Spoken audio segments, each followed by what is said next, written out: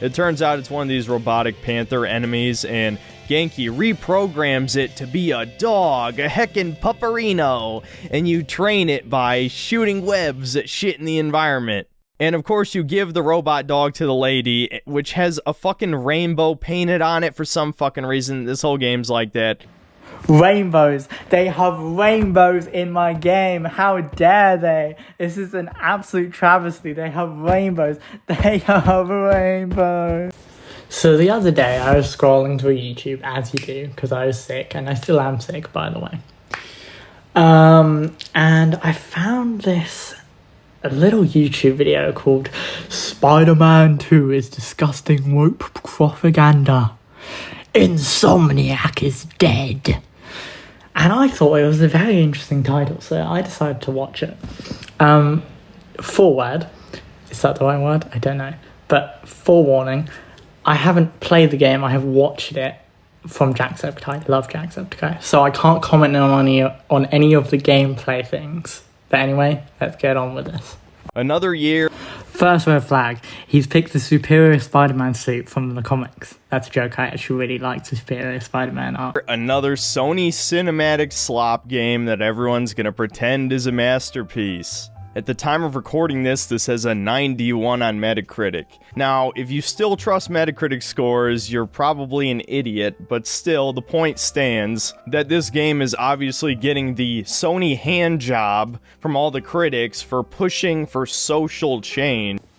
I just want to know what he thinks part of this game is that is pushing for social change. Is it Spider-Man being black? Is that what it is? Because at the start of the video, he had a problem that Miles Morales was becoming the new Spider-Man, like the new main Spider-Man. So, I don't know, I'm just starting to feel like that is maybe his real problem. I'm not trying to accuse him of anything, though. That's given the benefit of the doubt. Even if you do agree with the politics, it is far too similar to the last game, gameplay-wise. Again, I can't comment on this as I haven't played the actual game. I have, obviously, watched it online, which I think gives me a good enough indication whether it's woke garbage or not. Interestingly, he shouldn't have a problem with me doing this, although he probably does. Instead of, playing the game yourself or just waiting until you could get a PS5, he suggests that you watch a full game walkthrough. And the part he's leaving out is when you then pretend you've played the game yourself and have a real opinion on it. Are you fucking kidding me, dude? I hate Zoomers so much. Flashback. Oh, yeah, I probably should say, I watched Shirako's playthrough of this, of course, because there was no way I was going to play this game. That was never going to happen, End of flashback. Instead of, playing the game yourself, I watched Shirako's playthrough of this. Playing the game, This guy, I can already tell this guy's a bundle of sticks. I can already tell. Now, reviewing this game is going to be difficult because I am so utterly frustrated and tired with all of the political virtue signaling that is. Wait, stop. All of the political virtue signaling.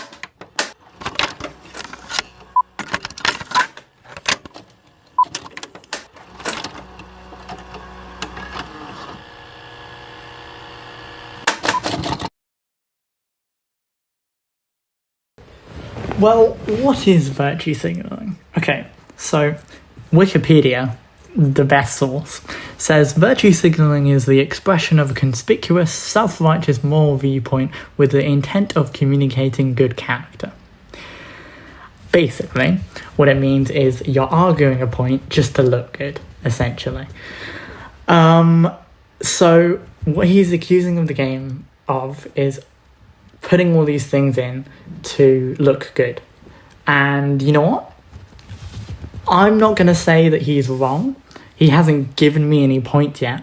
I'm not going to say that he's 100% wrong because companies do things just to look good. I mean, in Pride Month, the only reason companies do Pride Month is to look good. They don't care, be honest. However, virtue signaling has been kind of taken over as a term by all politics. Everyone. I'm not gonna single out anyone. Everyone has a problem with using it, I think, in my opinion. And it's kind of bloated into a term of, you disagree with me, therefore you're wrong, because you're just doing it to look good and you don't actually believe in the things you're saying. Okay, let's look at his youtube.fandom page, shall we? His review on Legend of Zelda Tears of the Kingdom also sparked some controversy, okay? With SyntheticMan claiming the game has allusions to grooming and satanic imagery, claiming that an elite cult is inserting this symbolism into video games. Several YouTubers criticized him for this.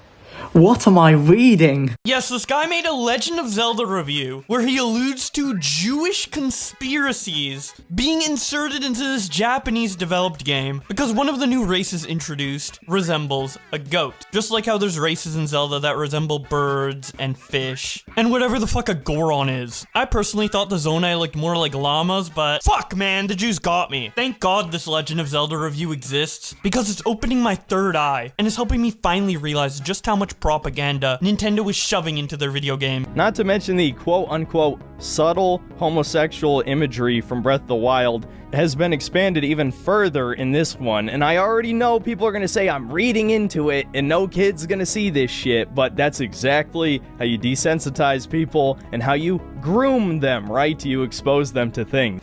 The gays are grooming our kids. No, how could they groom our kids by just being themselves and being gay and being homos? How could they?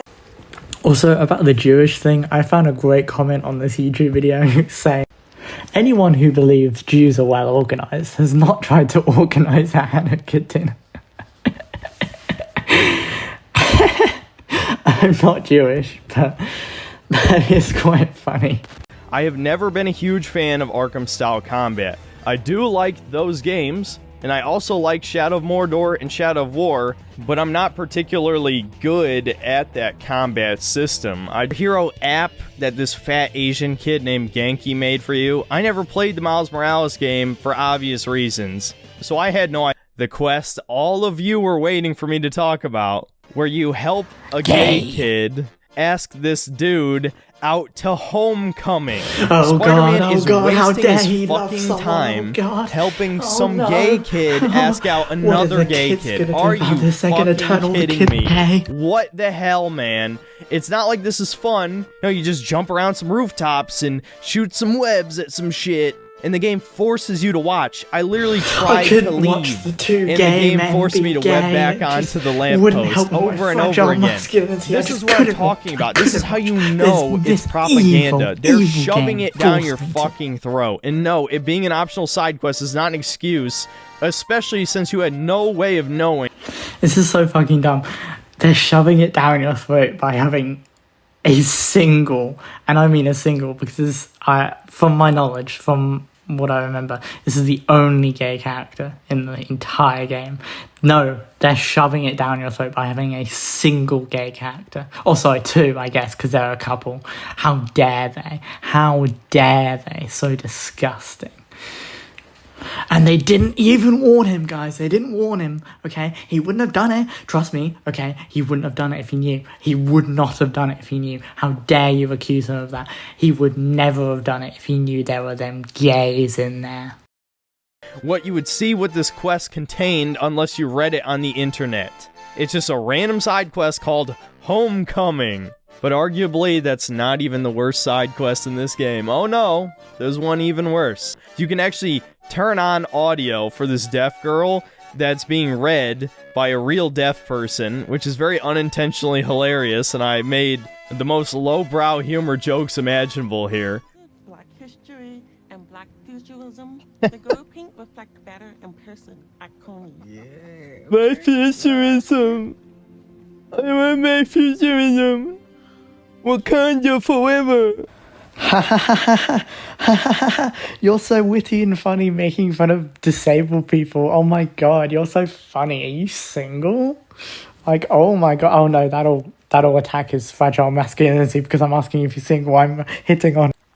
Also, Wakanda Forever, what the fuck, man? You're saying Wakanda Forever because she's black?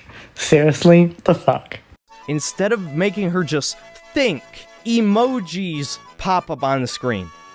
Deaf people apparently can't think. They don't have words in their head. They can read, but they think in emotes. It's so woke, it circles back around to being like racist, sexist, ableist, whatever, you know. But of course, about halfway through, they have to virtue signal to you and throw in a mural saying how great BIPOC artists are and we all need to stick together. Because, you know, women think all minorities are the same, apparently. And you might wonder why I'm singling out women. Well, the lead writer of this game was a woman. And we'll get into that a little bit more later because it's kind of important, actually, believe it or not, to the plot of this game, or at least one major mission in particular becomes pretty obvious. 1,000 fucking goons working for him.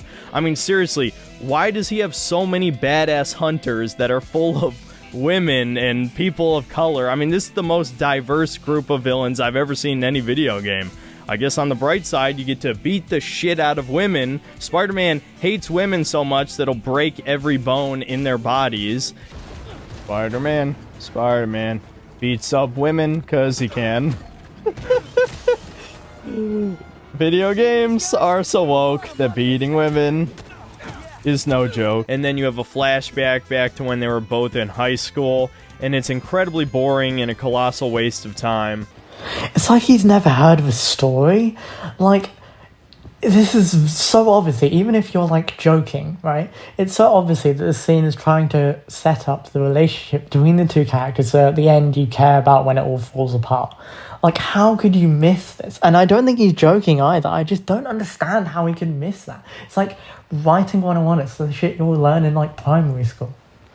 It's just Black Cat stealing a teleporting scroll, and you'll never guess why.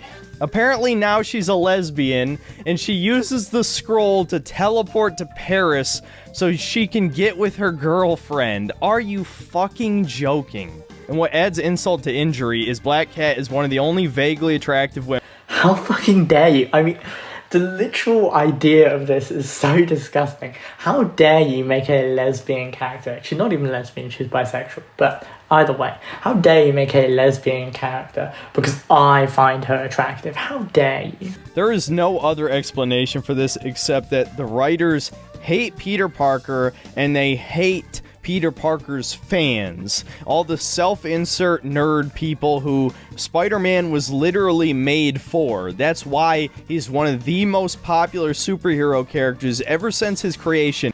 Hey, guess what? Surprise, surprise. Spider-Man isn't made for incels. And what do they do in the games? They take that away from him by making her a fucking 50-year-old man-jawed and Of course he says that word. There are literally no redeeming qualities to this man. I've been looking, okay? I've searched up his name. I've tried to find just something to give me more hope. There are no redeeming qualities. He's literally said the word. I mean, I thought for a minute that he would say that earlier. But I thought, oh, there's no way. He wouldn't go that far. He's not that stupid.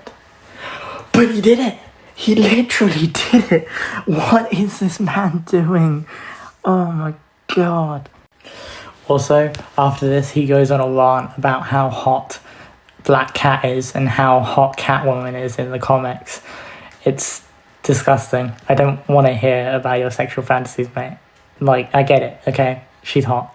Just, I don't want to hear about it. You don't have to go on for fucking 5 minutes about it. We get your point, okay? Get your point. You don't like her being a lesbian because you want to fuck her. I see, okay? I get it. Another huge woke moment.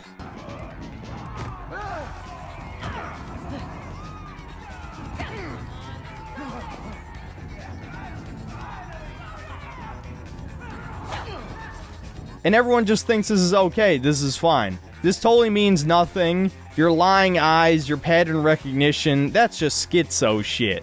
I was seriously disgusted when I saw this. What? I'm so confused. How is this woke? Because a man is being beaten up by a woman?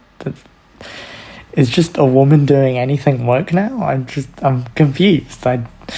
when I first saw this, I just thought, oh, it's a person being beaten up by a person. I didn't think, I didn't read this heavily into it. I mean, these are the same people that say, oh, we think everything through the eyes of gender, but that's literally what this guy is doing. But much later, right at the end of the game, Miles Morales is a match for Venom. He fights Venom in single combat and is able to fend him off, and Peter gets a plot device power that allows him to fight Venom. There's a real reason. Miles does not. So the power levels are fucked in this game. Okay, I just had to rant about that for a second. You know who can explain why this is stupid? The late, great Stan Lee. One question I'm always asked. Who would win in a fight? Who would win in a fight if Galactus fought the Hulk? Or if Thor fought Iron Man? And there's one answer to all of that. It's so simple. Anyone should know this. The person who'd win in a fight is the person that the scriptwriter wants to win. If I'm writing a story about the Thing from the Fantastic Four, and he gets into a big fight with Spider-Man, and millions of people out there say, who would win? Well, it depends on who I want to win if I'm writing the script. If I want Spider-Man to win, he'll win. If I want the Thing to win, he'll win. These are fictitious characters. The writer can do whatever he wants with them. So stop asking those bonehead questions, because I've had it with that. Before I go, let me leave it off with this clip. Anyway, Gabby Gaming, thanks for $5. Synth, what do you think of blacks now? I'm black and I have some controversial opinions of them. Listen, I believe it or not, despite all the shit talking I've done about women, I don't think all of any group of people are a certain way. Even them, right? Because realistically, that's not actually how it works. The problem is that people need to realize everything is, it's a couple things. Class warfare, right? This is about rich people versus poor people. People in power versus people with no power. That's one thing the leftists actually have correct. They just don't understand who's actually in power, and they don't understand power dynamics. And the other thing is intelligence is extremely important, and that is the problem with giving everyone the same rights. And that is the problem with giving everyone the same rights.